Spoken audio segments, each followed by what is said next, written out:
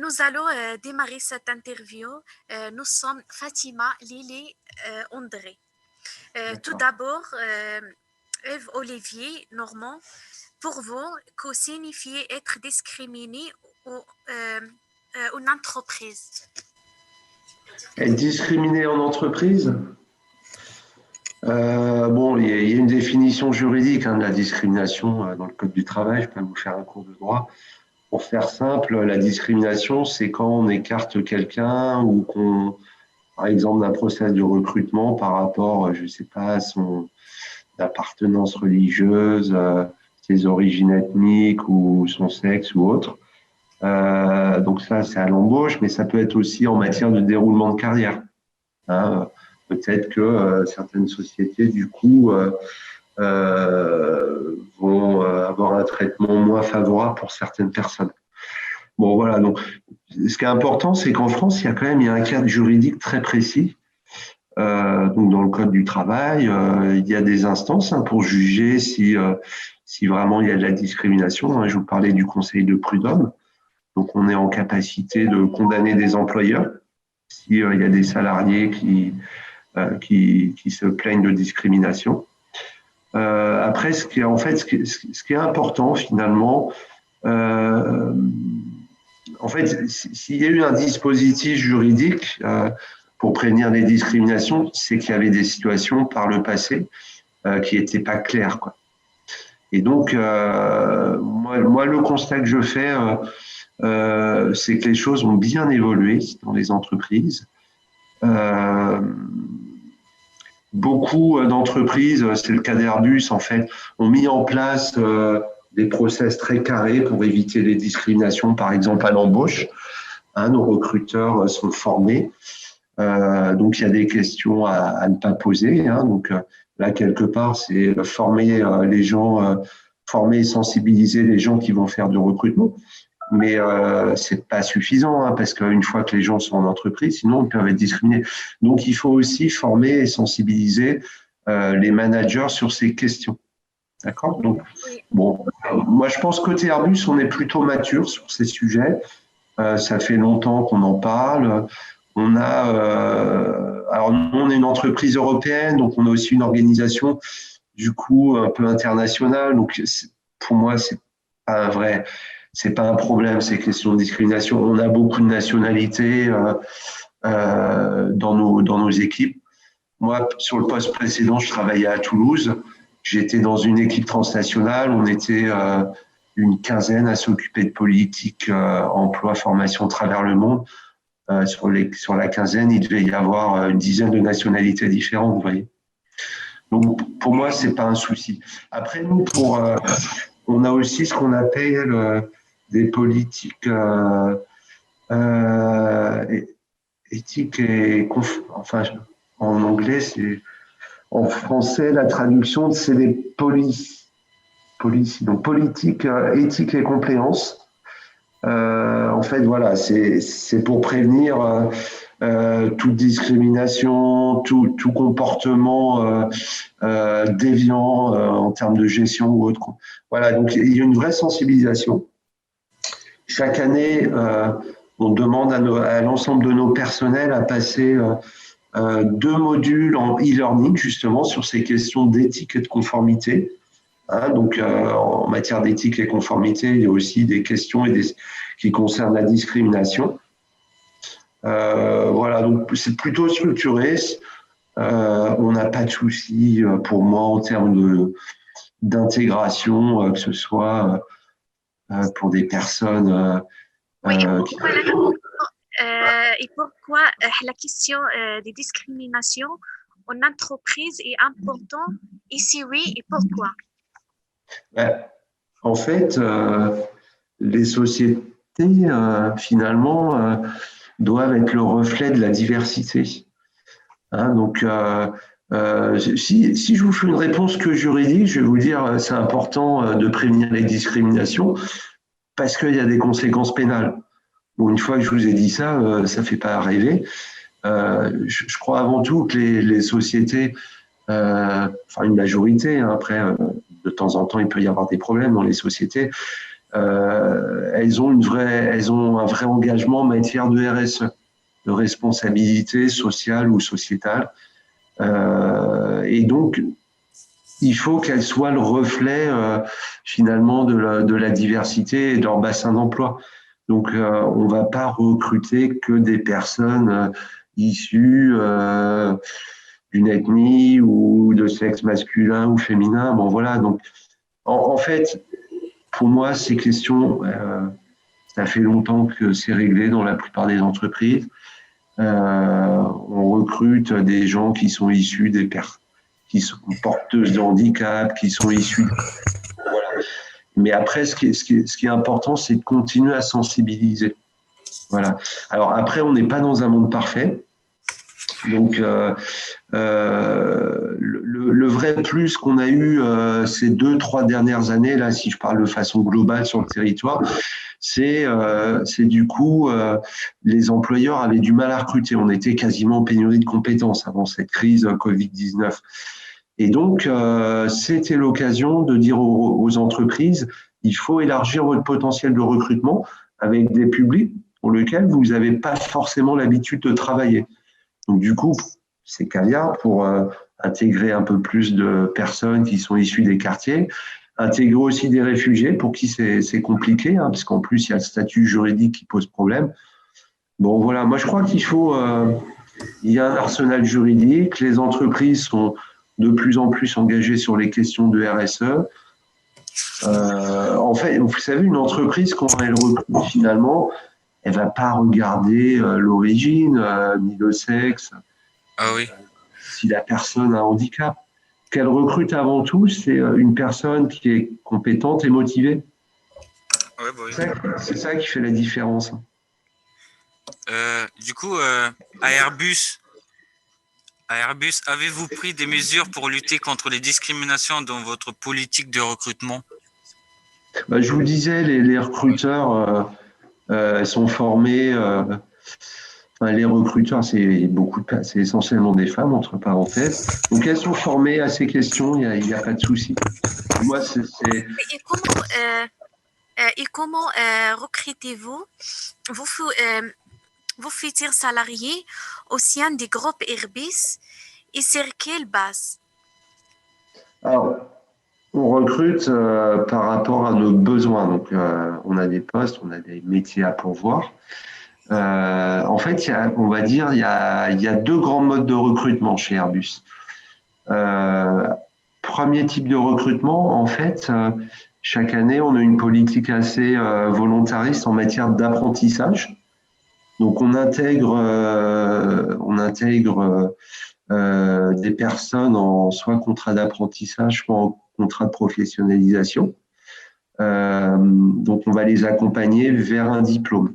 Et en fait, on prend des gens qui vont préparer des CAP, des bacs pro, des DUT, donc ça, on est dans l'enseignement supérieur, des licences pro ou des diplômes d'ingénieur. Voilà, donc ils font leur apprentissage et à l'issue de leurs études, on va en embaucher un certain nombre.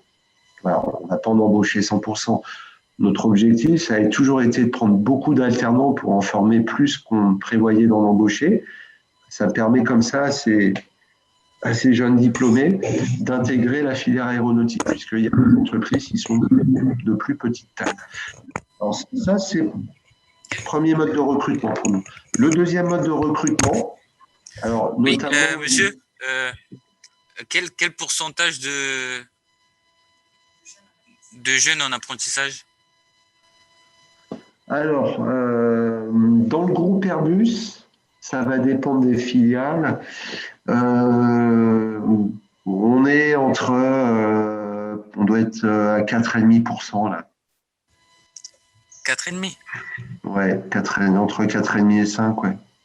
Ah, c'est pas beaucoup. Alors, c'est pas beaucoup, si, ça représente… si, c'est quand même pas mal parce que on prend entre 4,5 et 5% d'alternants. À côté de ça, on intègre beaucoup de stagiaires. On a des gens qui font des contrats CIFRE, donc qui préparent des thèses. On a des gens qui font des VIE à l'international. Bon, Donc, rien que sur le site de Saint-Nazaire, ça doit faire 130 apprentis, quoi. Donc, ouais, c'est ça. Ah oui, c'est bien. On est sur des volumes très significatifs, quand même. Après, faut les former, donc faut les encadrer, et puis après, il faut les accompagner aussi en emploi, quoi. Ouais, ouais. Voilà. Bon, donc du coup, voilà. Premier mode de recrutement pour nous, c'est l'apprentissage. On prépare les compétences du futur, les compétences de demain. Et après, en production, du coup, on a quand même beaucoup de besoins. Et donc, on a monté des dispositifs. Moi, c'était mon rôle quand je travaillais pour le groupe, notamment sur Toulouse. On a monté des dispositifs avec Pôle emploi. C'est assez simple. Le principe, c'est de toute façon, on ne trouvait pas suffisamment de personnes qualifiées à nos métiers, donc pas suffisamment de personnes formées. Et donc, on laisse tomber le CV. Ça n'a aucun intérêt, puisque de toute façon, on ne trouverait pas sur les métiers d'ajustage, d'électricité ou d'opérateur comme en numérique, par exemple. Et donc, on va tester, ça c'est Pôle emploi qui va s'en occuper. On a monté des dispositifs sur Saint-Nazaire, sur Saint-Herblain, sur Toulouse. Donc, il y a des agences qui sont spécialisées et qui vont faire périodiquement des informations collectives auprès des demandeurs d'emploi pour dire dans la filière aéronautique, Airbus, on recrute ce type de métier, est-ce que ça vous intéresse? Si des gens sont intéressés, par exemple, par le métier d'ajusteur, ils vont passer des tests d'habileté.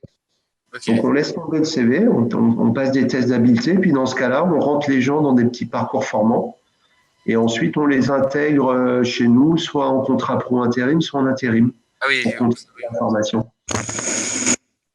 Voilà, pour faire simple, les deux types de recrutement chez Airbus. Avez-vous déjà dû gérer des cas de discrimination au sein de votre entreprise? Et si oui, comment avez-vous fait pour mettre en place des réponses durables? Alors, discrimination de quel type? Tout type? Alors, discrimination à l'embauche, j'en ai jamais eu. J'en ai jamais connu, parce qu'en fait, par le passé, je me suis occupé j'étais responsable des relations sociales, donc du coup, je gérais aussi des contentieux. On a pu avoir par le passé des dossiers, mais c'était de la discrimination syndicale, avec un syndicat, donc bon, ça a été au prud'homme, il y a eu des négos, bon voilà. Mais non, il y a eu très peu de dossiers, quoi. En fait, j'ai pas eu connaissance de dossiers de discrimination à l'embauche, quoi. Ce qu'il faut avoir en tête, c'est aussi Airbus, c'est une société, comme je vous disais un peu, on est européen. Donc, dans nos effectifs, il y a des personnes de toute nationalité. Airbus, il y a à peu près 80 nationalités dans nos effectifs.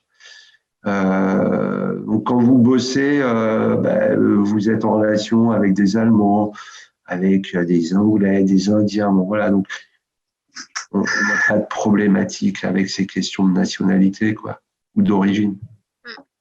Et après, l'autre particularité de cette société, nous, on travaille essentiellement pour l'export. On ne bosse pas, on vend très peu d'avions en France. Si on attendait Air France, on ne ferait pas grand-chose, quoi. Oui. Équipement. Ça part dans combien de pays différents? J'ai pas entendu, excusez-moi.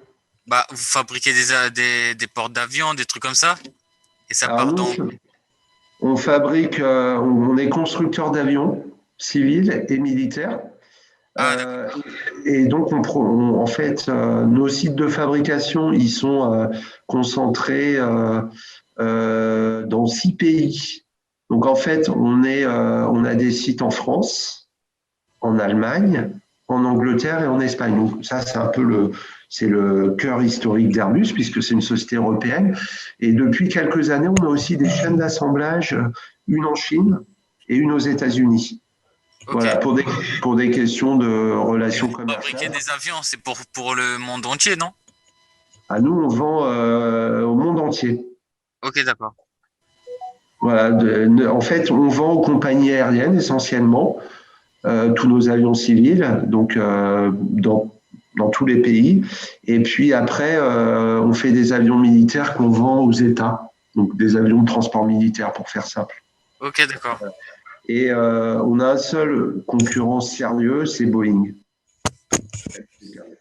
Voilà, donc en fait, dans le monde, vous avez deux sociétés qui se livrent une guerre sans merci sur l'aéronautique civile, et c'est Boeing et Airbus. Ok, d'accord. Et que pensez-vous des CV anonymes? Moi, en fait, le CV anonyme, c'est vraiment bon. Moi, ça me bloque pas, quoi. Après, si ça peut prévenir les discriminations, pourquoi pas. Mais de toute façon, ça peut pas être.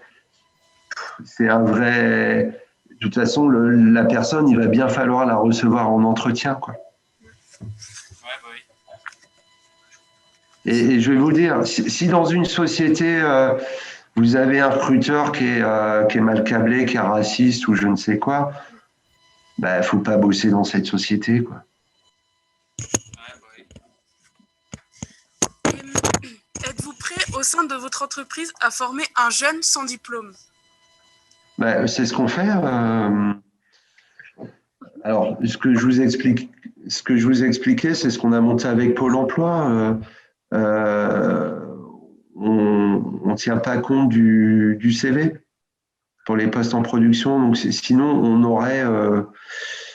trouverait personne. Donc, par contre, pour bosser chez nous, il faudra un diplôme parce qu'on bosse quand même sur des avions. Alors, du coup, ça se prépare. Hein. Ça peut se préparer en apprentissage ou en étant demandeur d'emploi, on peut suivre des formations. Tiens, j'ai une belle histoire avec l'école de la deuxième chance. Il y a quelques années, moi, je parrainais une promo sur Nantes. Et puis, dans la promo, il y avait Pierre. Pierre, donc, du coup, il cumulait un petit peu les difficultés. Hein. Pierre, c'était un jeune black qui était sans famille. Et en plus, il était bègue. Vous voyez, c'est pas gagné, quoi. Et ben, on l'a bien accompagné. On a travaillé sur son projet pro. Au départ, Pierre, il voulait être cariste. Donc, on lui a trouvé un stage chez IDEA. Il est allé chez IDEA. Ensuite, il est allé à la SNAT pour voir. La SNAT, c'est du transport par camion. Et puis, en fait, en faisant son stage chez IDEA, il était sur le site d'Airbus à Bougda, et puis il a découvert un métier qui l'a un petit peu, voilà, ses yeux ont brillé. C'était le métier de drapeur composite. Du coup, il est venu me voir. Je lui ai dit, bah, c'est chouette, mais il faut que tu te renseignes parce que pour être drapeur, il faudra que tu suives une formation. Donc, j'ai laissé un petit peu chercher pour voir sa motivation. Du coup, il s'est renseigné, puis on l'a pris en CAP et ensuite en bac pro, en alternance composite. Et à l'issue, il est embauché en CDI. Donc, vous voyez, donc, on peut intégrer l'entreprise sans diplôme. Par contre, il faudra préparer un diplôme. D'accord? D'accord. Oh. Donc vous êtes prêt à former un jeune sans diplôme à Airbus? Ben, on prend oui, bien sûr, c'est pas un problème. De toute façon, tous ces jeunes qu'on intègre, par exemple, dans le cadre de CAP, ils n'ont pas de diplôme. Et après, les demandeurs d'emploi, certains n'ont pas de diplôme ou des diplômes qui n'ont rien à voir. Et du coup, ils vont préparer ce qu'on appelle, c'est un CPM, c'est un équivalent CAP pour faire ça. Mais pour être embauché après à Airbus, il faudra un diplôme. OK? D'accord. Ok. Merci. Oui. On sait que la discrimination à l'embauche peut être liée à la couleur de peau, l'origine, le quartier d'habitation de la personne, l'âge et l'handicap, l'appartenance religieuse ou encore la question de genre, par exemple. Mmh. Comment favorisez-vous la diversité au sein de votre groupe et tentez-vous de faire évoluer les mentalités de vos salariés sur ces questions?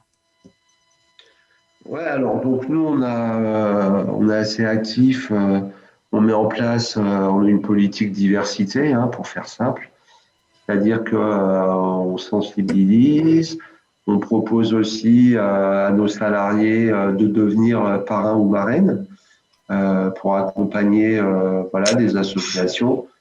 Euh, Par exemple, on travaille beaucoup avec nos quartiers ont des talents pour accompagner les jeunes diplômés des quartiers. On accompagne aussi Capital Filles pour travailler sur les questions de féminisation. Donc, on fait du marrainage. On bosse on aide des assos ou des fondations. Je pense par exemple à la Fondation Agir contre l'exclusion.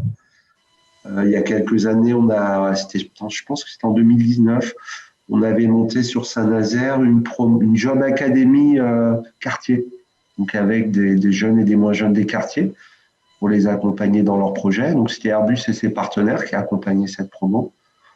Bon voilà, donc faut sensibiliser, il faut se retrousser les manches, faut s'impliquer. Voilà. Est-ce que vous avez des salariés qui connaissent une situation de handicapé au sein de votre entreprise? Alors on est assez engagé sur le handicap, donc on a une politique assez volontariste donc pour intégrer des personnes en situation de handicap. Et puis on travaille aussi avec le secteur adapté et protégé. Donc en fait, c'est des entreprises, on appelle ça des entreprises adaptées ou des ESAT qui font travailler des personnes en situation de handicap. Donc on leur passe beaucoup de commandes commerciales. Bon, on est assez engagé sur le handicap, il n'y a pas de problématique. Moi, je vous l'ai pas dit à titre perso. Moi, je préside le Cap Emploi de Loire-Atlantique. Cap Emploi, c'est pour faire simple l'équivalent du Pôle Emploi, mais pour les personnes en situation de handicap. Ah ok, d'accord. Ça, c'est intéressant. Donc, on a des gros partenariats avec des structures comme sur Saint-Nazaire, c'est l'APEI qui fait bosser c'est une entreprise, c'est un ESAT en fait. Ou alors avec la Saprena, la DAPEI, voilà. Donc, Et quel pourcentage de personnes en situation de handicap dans votre alors, le pourcentage, il englobe à la fois les salariés qui sont en situation de handicap, mais aussi tous les contrats de sous-traitance, puisqu'on fait, on fait travailler plein de salariés chez Saprena, la DAPEI ou à la PEI. On est plutôt, on a plutôt on est plutôt une entreprise un peu modèle, entre guillemets, là-dessus, puisqu'on est sur des taux bien au-dessus des 6%. Sur Saint-Nazaire, on doit être à 8,5% de mémoire. Et sur Nantes, on doit être dans les 7,5%. Voilà. Okay. Ah oui. L'obligation légale, c'est 6%. Ok. Et en France, la moyenne des entreprises, elles sont plutôt entre 4 et 4,5%. Quoi. Ok. Comment voyez-vous évoluer ces discriminations au sein des entreprises dans les années futures? Alors, moi, je crois que ça évolue. En fait. Je pense qu'il faut un peu casser tous ces préjugés, mais peut-être des deux côtés, côté entreprise, mais aussi côté des jeunes. Faut pas vous dire que toutes les entreprises font de la discrimination. À mon avis, même pour moi, c'est à la marge. Voilà. Il y a des cadres juridiques très très précis pour prévenir, pour sanctionner si ça déconne. Et puis après, on se rend compte qu'il y a beaucoup d'organisations professionnelles. Il y a des entreprises qui sont engagées sur les questions de RSE sur notre territoire. Vous voyez, moi, du coup, je porte le programme La France Une Chance. Les entreprises s'engagent. À chaque fois qu'on fait des événements, ça suit côté entreprise. Moi, je suis plutôt positif, même si on n'est pas dans un monde parfait. Faut continuer la sensibilisation et ça se passera bien. Quoi. Et puis, il faut mettre en avant aussi des choses très positives. Il y a de la motivation, il y a de la compétence dans les quartiers, quoi. Donc, faut organiser plus de rencontres entre finalement ces publics qui se connaissent pas bien. Ouais, bah oui. C'est intéressant. Du coup, pour conclure, souhaitez-vous ajouter un dernier mot? Ouais, alors pour faciliter un peu les passerelles entre ces mondes qui des fois se connaissent mal, bon, voilà, l'objectif c'est d'organiser des événements et puis des job dating. Bon, vous avez vu un exemple avec le Tour de France en vide en vol, mais là en gestation, j'ai un gros projet sur le territoire nazérien. Ce serait d'organiser un peu, alors je sais pas comment ça va s'appeler, ce sera peut-être la journée des deux mondes, on va appeler ça. L'idée, c'est de faire un job dating pour les jeunes des quartiers, donc en mobilisant un maximum d'entreprises. Et puis, ce sera un job dating probablement de 16h à 18h ou 18h30. Et puis après, il y aura un concert qui va réunir les entreprises et puis les jeunes et les demandeurs d'emploi. Il y aura la Philharmonie des Deux Mondes, c'est un orchestre philharmonique.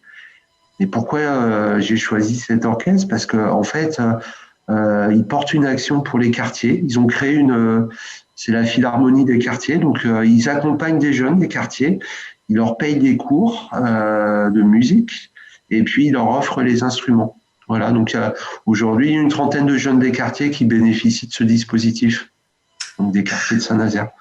Voilà. Donc, l'idée, c'est aussi de faire des trucs sympas pour que les entreprises et puis les jeunes puissent se rencontrer. Puis ça va faire tomber un peu les barrières s'il y en a. Ok, c'est... Voilà des exemples d'initiatives, quoi. Vous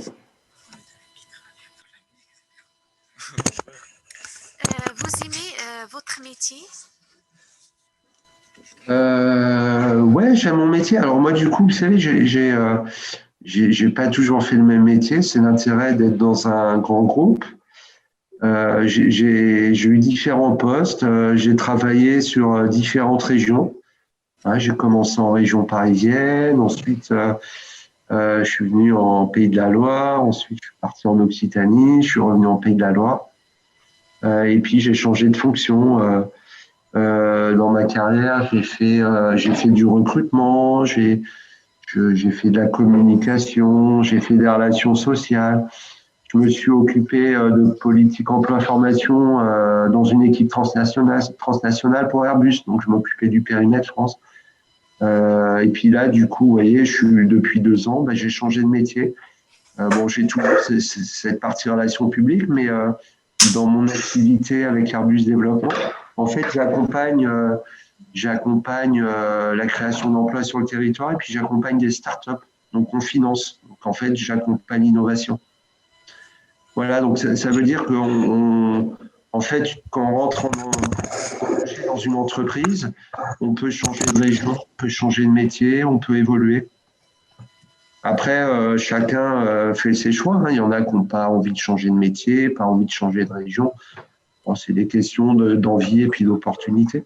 Oui, c'est Mais ça. ouais, j'aime ce que je fais, quoi. Sinon, j'aurais changé d'entreprise. Après, la chance que j'ai eue, moi, j'ai besoin de postes où j'ai besoin d'autonomie et puis de créer. Donc, là, j'ai besoin de créativité.